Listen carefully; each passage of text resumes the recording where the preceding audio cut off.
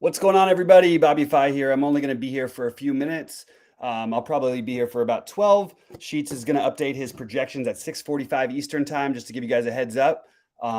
Happy to try to get this live thing in because it's really been a hectic day. I got a lot of family stuff going on. I got to get on a call at 6:15 Eastern, so we're going to try and get to it as quickly as possible. Fortunately, it's a small slate, so we can probably cover it all. It's going to be a very stars and scrubsy type of slate. So one thing you can consider doing, I think, is trying to middle out your builds a little bit.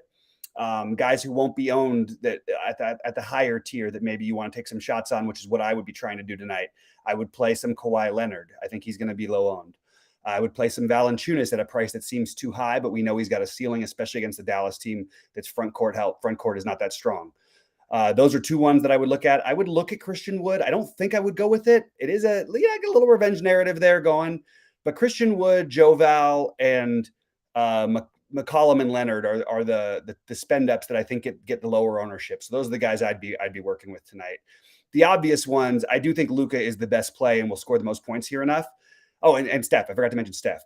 But I think maybe playing Steph and Luka together is an interesting route to go because it's gonna be a lot about builds. And I think that you're going to see most of the ownership go to Luka, Booker. I think you're going to see a ton of. It looks like Paul. You know, with all the stuff on my ownership projections are probably going to be a little bit behind. So bear with me on some of this stuff because Luka is going to be the most popular player on the slate, I believe, and we've just got so much value. It's just too easy to get him in. So what other guys can we include into that mix? You're going to get a lot of Norman Powell, a lot of DeAndre Ayton tonight. You're going to get a lot of Booker. You're going to get a lot of Shea, assuming that he plays, which I think he's going to. And you're going to get a lot of Chris Paul.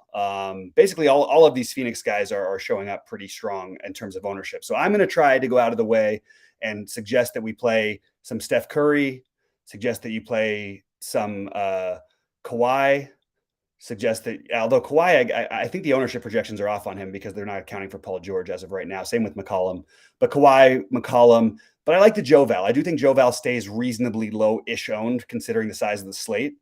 And then I don't think Christian Wood's going to get much ownership. And I just think it's worth taking a shot on the guys at low ownership. We we have to get different on these small 4 gamers.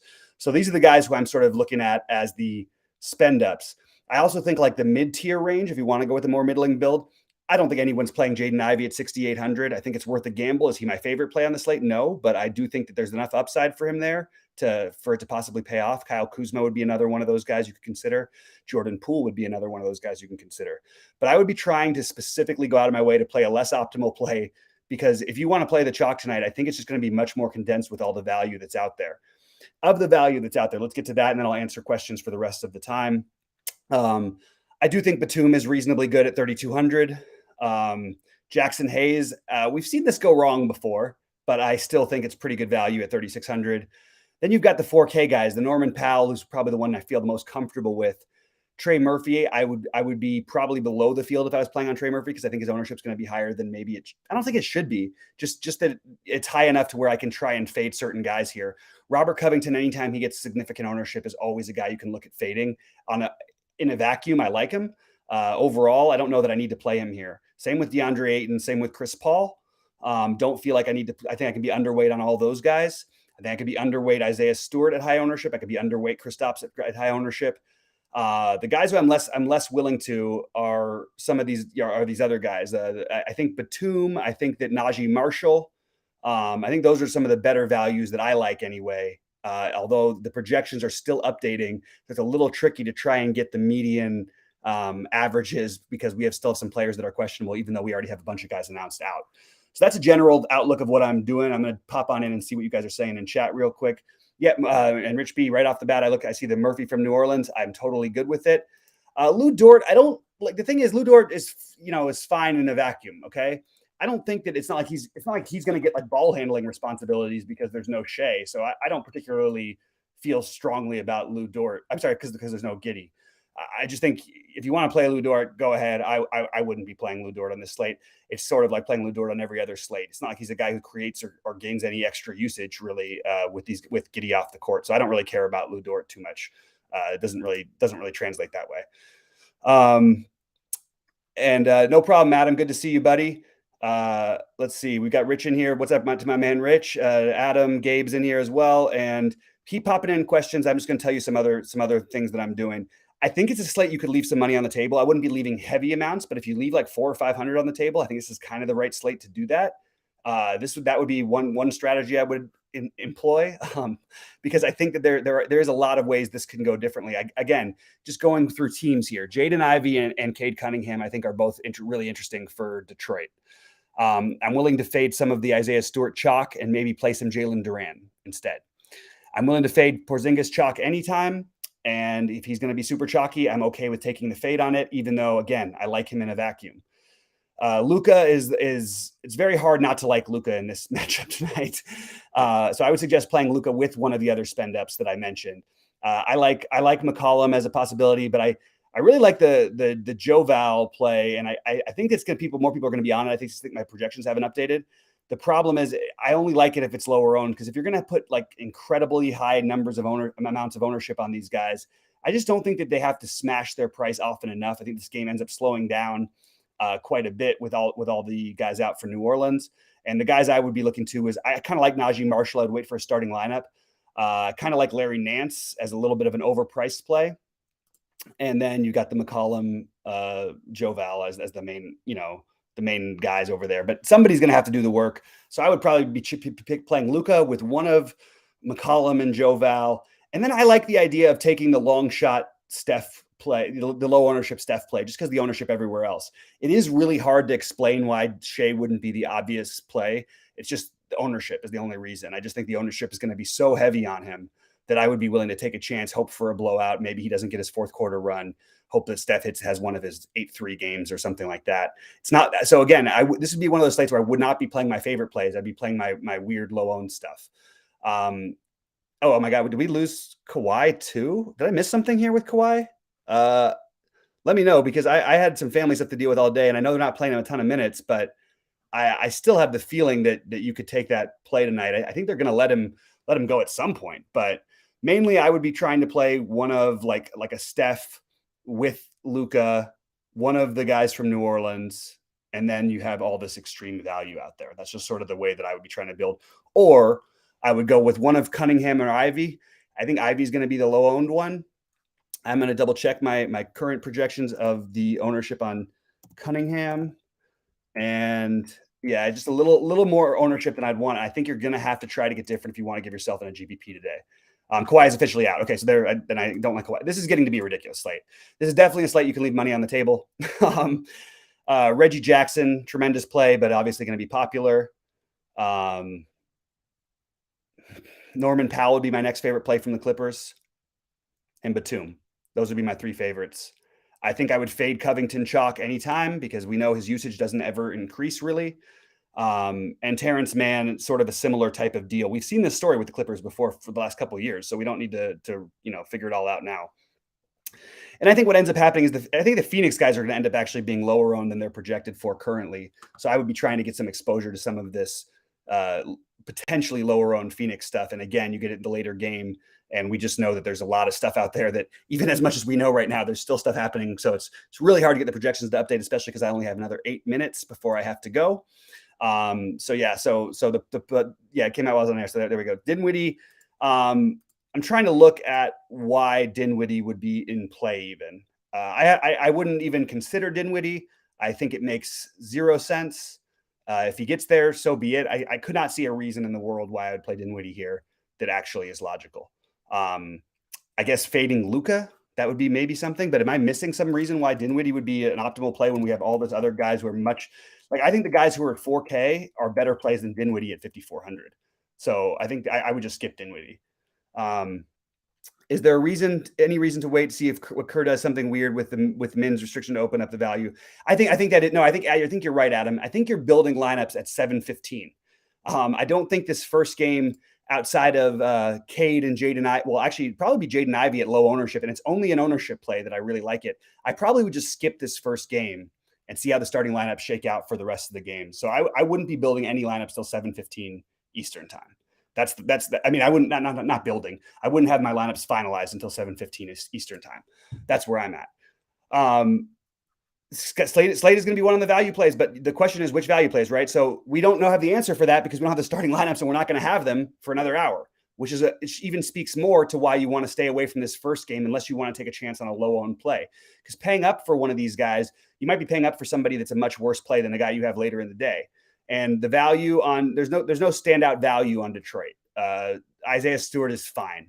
I don't feel any which way about it.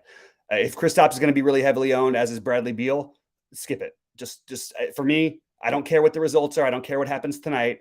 In my opinion, you're doing a better job playing DFS if you skip the first game tonight, unless you want to take a shot on one of the low-owned plays, which would be Jaden Ivey, Jalen Duran, something like that, to add to your already existing value. But it's really hard to analyze what the value is going to be when you have multiple stars out for multiple teams. We don't know who the starting lineup is going to be for New Orleans. We don't know who it's going to be for the Clippers. We don't know who it's going to be for the Thunder. And we don't know if there's going to be something weird Kerr does with the Warriors. So we have a lot of stuff to keep an eye out for. We're not going to know about the Warriors till later, but I'm okay. I think it's going to be one in the Dallas-New Orleans game and the Clippers and OKC game. I don't think I'm telling anything crazy by saying that. I think that's pretty much the obvious thing. But you're going to want to see what the starting lineups are. And what I would suggest is getting some exposure to guys off the bench. One guy who stands out a little bit for me tonight is as a long shot play, not a good medium play, not a good average play, not a good logic play, but a good median, a good upside play is Poku, because the rest of the value is going to become obvious, but we're going to want the starting lineups before we get there. You know what I mean? No matter whether he starts or not, Norman Powell, who's going to start it, I assume, and Batum, I think are both the Clipper guys that I would like the best. Trey Murphy, I think, has a bust path, but I think he's going to be. I think he's a really good play. I just think the ownership is going to end up flocking to him. I would fade the Covington chalk, any Covington chalk, anytime. And again, people are going to play all the Clippers. I think he's the one I feel the most fadeable about. You could argue for Batum as well. It depends on how the starting lineup shakes out. 3K player do I like better, Moody or Coffee? As of right now, neither. Okay, let me rephrase that. If Coffee starts, then I like Coffee. I don't see any reason to go play Coffee to force him in there. It certainly could happen. Like we've seen him get there, right? Before in these types of situations where they've had these guys out. He's played 6 minutes this season. I don't see any reason that we need to go down. Why do we need to pay 3K for guys when we're paying only 3,200, 4K, 4,800, 4,800, 4,100, 3,200 for all of these other guys who we know are going to get a ton of minutes? I would just not do that personally. So I don't see either of those guys unless we hear something about what happens. Again, we're getting more news in here. Not quite, but I don't see any reason why we have to get that creative for the value. If I was going to try and find a value that I would like, it would have to have I don't know, some sort of logic to it. And if Coffee starts, he's going to be chalky. If he doesn't start, I don't know how many minutes he's really going to play. You've still got Batum, Wall, Boston, Kennard, who are all going to probably get minutes tonight. We've seen the Clippers do this a million times before. It's really hard to project for Coffee's minutes, but if he does start, he's probably a strong play. Man from OKC, I think is fine. Another guy who I feel like I can fade as long as Shea's in the lineup, and I probably would be fading Trey Mann. I would be playing Trey Mann at 5,500. In fact, what's weird about OKC is that's why I like the idea of playing Poku or Bazley, because I think they actually have some ceiling ability. And Trey Mann is just expensive enough, and we've seen him literally without Shea and without Giddey do absolutely nothing in this exact same spot multiple times in the past. So I don't know if I want to do that. So let's talk about, pop in some other questions and we'll keep going, because that's the way I'm going to have to deal with it. We're an hour away from probably getting starting lineups for the teams that we really want to know what's happening with. Specifically, what do we do with the Thunder value? What do we do with the Clipper value? And it's going to depend a little bit on who's starting in all of those cases. Again, Trey Murphy, who I like a lot as a player, I think he becomes fadeable to some extent if his ownership creeps too high. Now, if his ownership doesn't creep too high, of course I like him, but maybe what you do is you switch over to Larry Nance, who should have lower ownership than Trey. And that would probably be what I would do if the ownership gets too high over there. But the priorities are all going to depend. It's really hard to do this show this early because they're all going to depend on what happens. And it's really annoying to me, by the way. Most of these teams didn't play yesterday, most of them. There's no reason in the world why we should be getting this news so late. We should have starting lineups out. We should have all this stuff done. It really pisses me off, and it makes the NBA kind of a shit show. But also, there's edge. I mean, there's two ways to look at it. But I really like the idea of trying to find either the counter cheap guys or pairing the lower owned of the top end spends. To try to middle out your build is definitely an interesting strategy tonight, but it's really hard to make sense of it because you just have so much value, and you're probably getting 50 plus from Luka. You're probably getting 40 plus from McCollum. You could get 50 from Joe Val, although again, if his ownership creeps high, we know he gets in foul trouble quite a bit. I sort of like the idea of taking maybe a shot on overspending Christian Wood, on not overspending, but spending for Steph and just hoping he has one of his crazy Steph games. But overall, it's really hard to decide at this moment. The guys who I don't want to fade are Reggie Jackson. You could argue for all the other guys in the Clippers. The one thing that's different this year when they've rolled out these lineups is John Wall is there now. And I haven't heard anything about him being out. He's playing limited minutes-ish, but I don't feel great about the Coffee, Kennard, other guys. I just feel like I'd rather play Powell and Reggie Jackson from there. I'd rather play Shea and Poku as my tournament play from OKC. Maybe not together necessarily. I'd love to play Luka. Don't have any interest in anybody else from Dallas except for a long shot Christian Wood play that no one else is going to play. And that's just because no one else is going to play it. I don't think it's some awesome play. He's also, he's put up 41 and 47 in 24 and 25 minutes. I think that's pretty solid against a Pelicans team that, again, is a little bit of a revenge game for him and a front line that he should be able to exploit because Joe Val doesn't like to come out to the 3-point line. And when Joe Val's not on the court, you have Jackson Hayes, who's not going to be able to handle him down low. From the Pelicans, the guys who are the hardest to fade for me would be McCollum. And I think there's definitely worth taking some shots on Devontae Graham. I think Trey Murphy is a great play, but I think he gets too much ownership. So I'm probably going to fade that. I probably would fade that. And I would probably slide towards like a Larry Nance or a Najee Marshall instead. And then from the late game, all things being equal, everybody playing and who's scheduled to play right now, I would probably be fading that whole situation personally. That's just where I'm at. All right, let's see. Who do you prefer, Poku or Bazley if picking one? I prefer Poku, but I think it's really close. So I have no issue with either. I would say it's Poku like maybe 60-40 for me, but I have no problem if you want to go Bazley. I feel like this is in the end, if you have Luka and hope you hit on the random cheapos like everyone else. I guess that's somehow cheap guys get too owned to fade those. Yeah, it feels like one of those crazy slates. I would practice some restraint on this one. I've got to run in just a minute because I'm already late for my family call.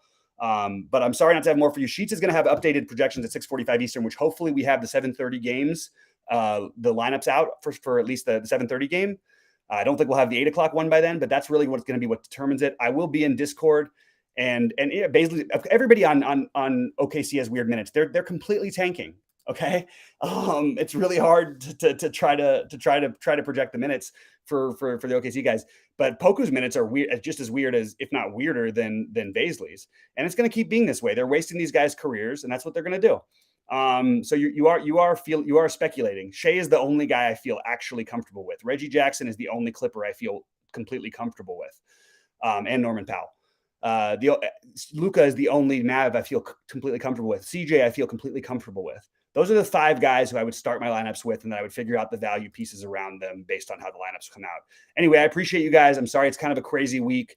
It's going to be a little bit up and down for me. I'm going to try and make it in at least to do an appearance every day, and I'm going to try to at least get all my stuff uploaded. But this is one of those weird slates. Tomorrow we've got a monster slate, and I will be around, but I don't know. Again, it's going to be a lot of decisions in Discord, so I will get to as many things as I can. And I'll be around all night in Discord trying to help anybody out who has it. I've got to run. I appreciate all you guys. Sorry for this tonight. And remember, keep an eye out for Sheets' projection update at 6:45 because we'll have a lot better of a feel for where this slate is. And just want to remind everybody, please give us the like and subscribe and everything. One of the things that makes Sheets' projections so great is that he is aggregating the entire, basically everybody in the industry's projections, and he's putting a slant on it geared towards who's been the most accurate historically. What else could you want? You know what I mean? That's the best way you can look at projections, and that's what we're going to try and do. But we're probably not going to know for another hour until starting lineups come out. That's my personal feeling, and hopefully sooner when Sheets does his early stuff at 6:45 Eastern time. Again, really appreciate all you guys bearing with me. If it wasn't a family stuff, and it's going to be family stuff all week for me. It's a serious week. A lot of stuff going on, but we'll do everything we can. And I appreciate everybody and wish you all luck tonight. Any questions, pop them in Discord, tag me, and I will do my best to answer them as quickly as possible. Thank you very much.